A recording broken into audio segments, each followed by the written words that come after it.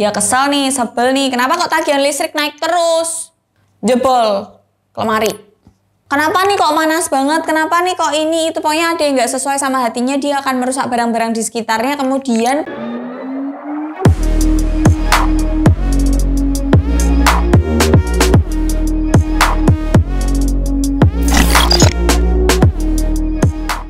wah, tuh kan, lihat nih lo. dari tadi rolling.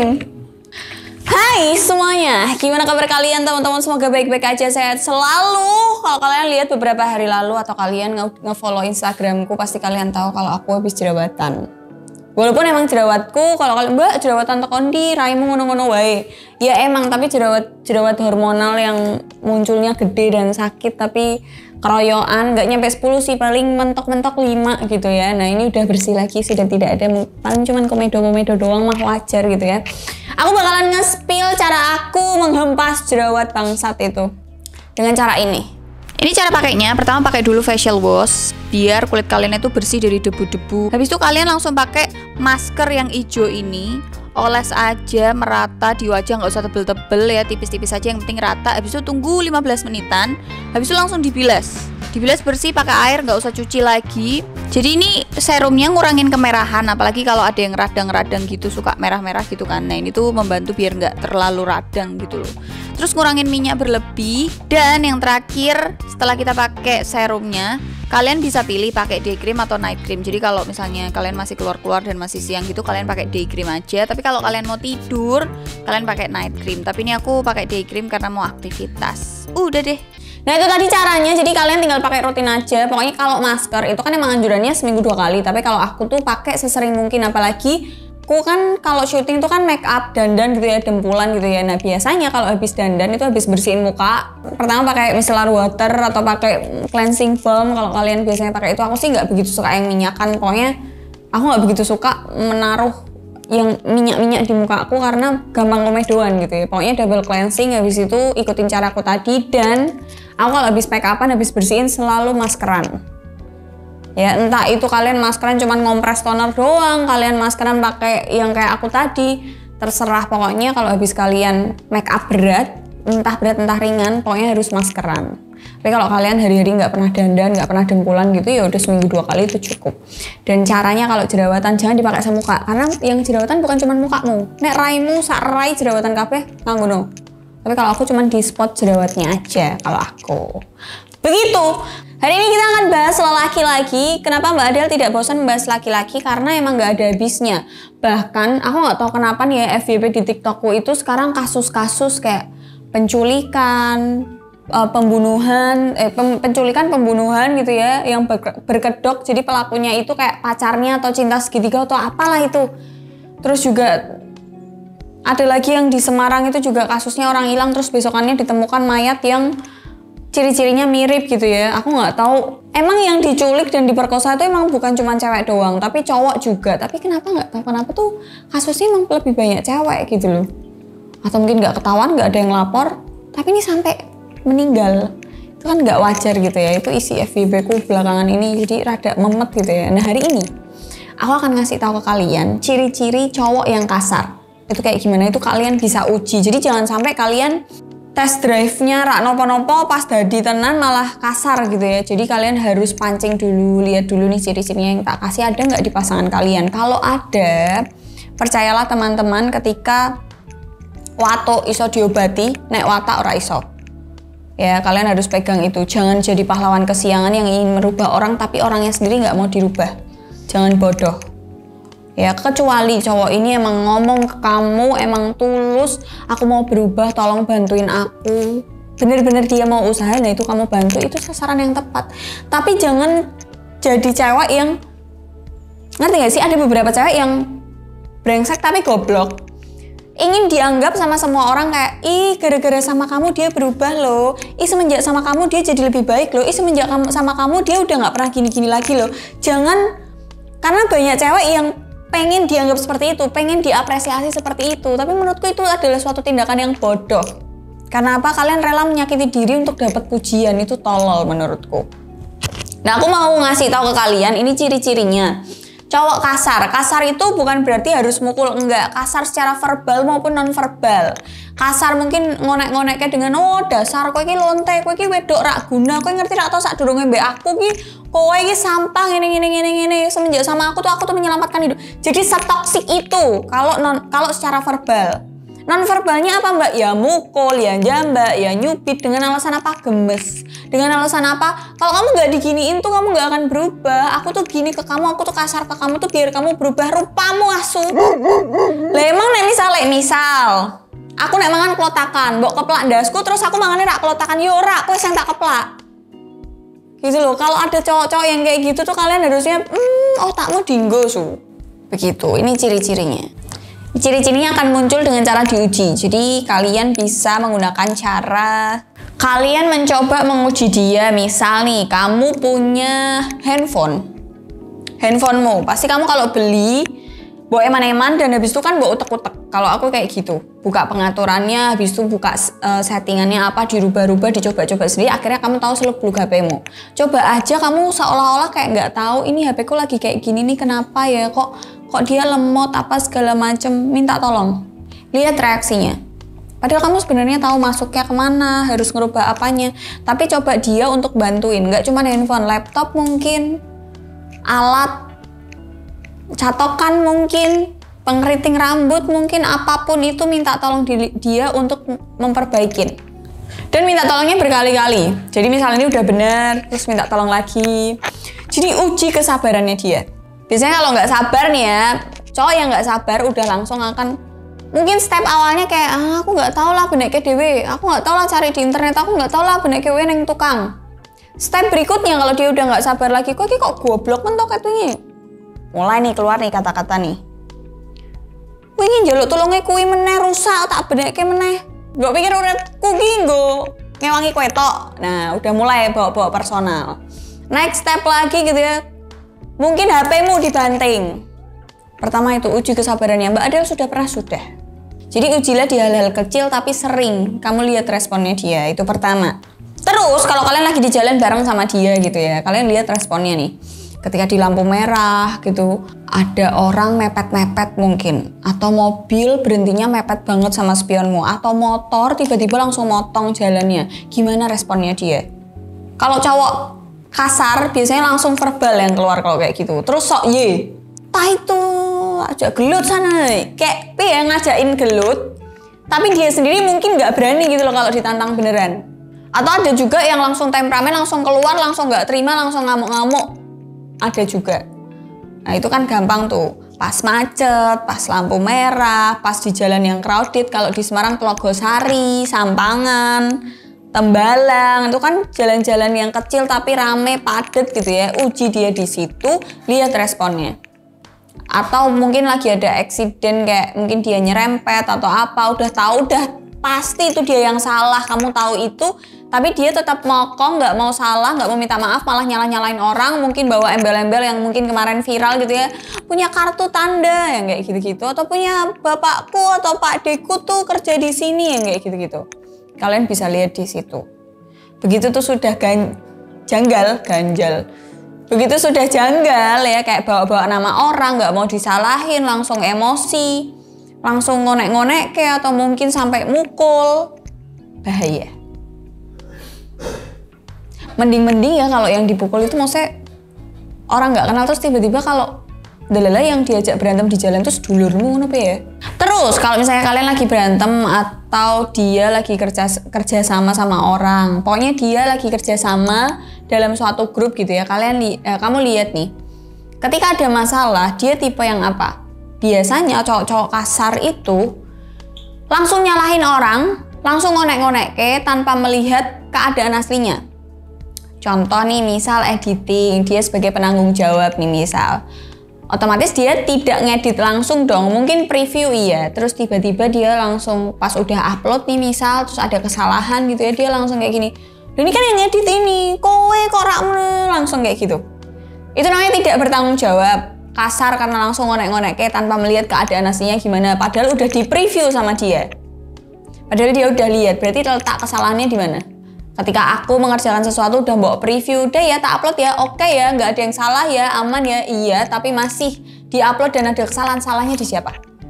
Nek main salah-salahan lo ya, apalagi posisinya dia sebagai penanggung jawab. Nah kalian lihat tuh penyelesaian masalahnya dia gimana ketika ada masalah.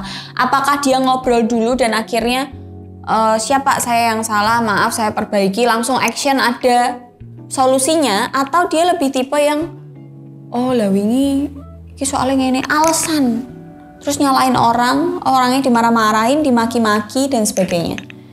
Itu dalam pekerjaan, nggak menutup kemungkinan ketika dalam berumah tangga sama kamu juga digituin.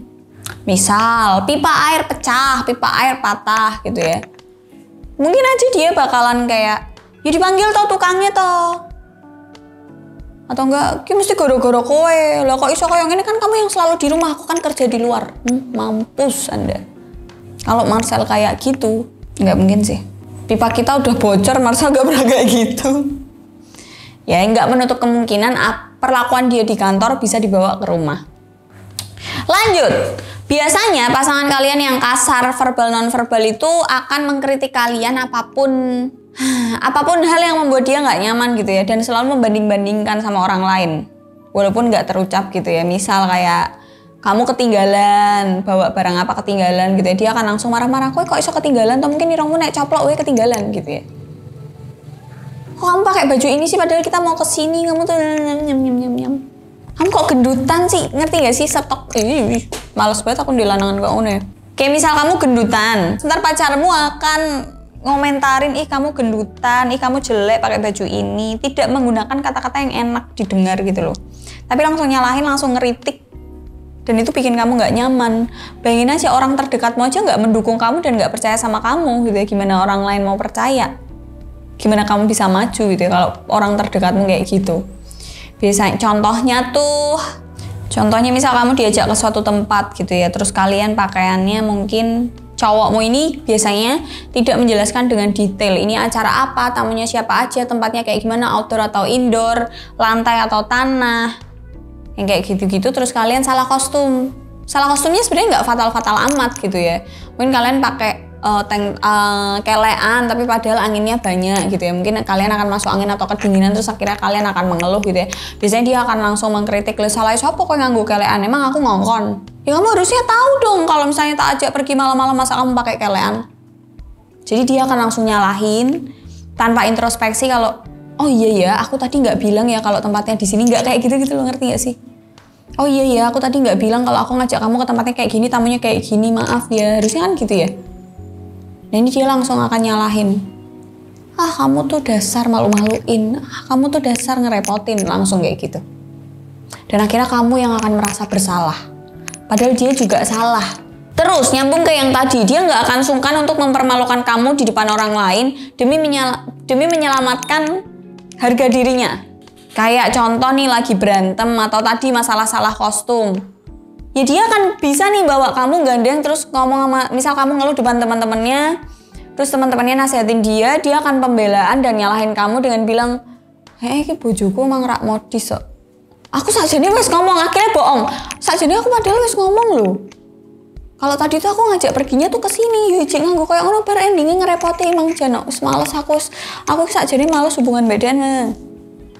Dia nggak akan segan membuat kamu menjadi tameng biar hidupnya terselamatkan, biar mukanya aman. Gila nggak? Males banget ya lanangan kok ngono ya Allah.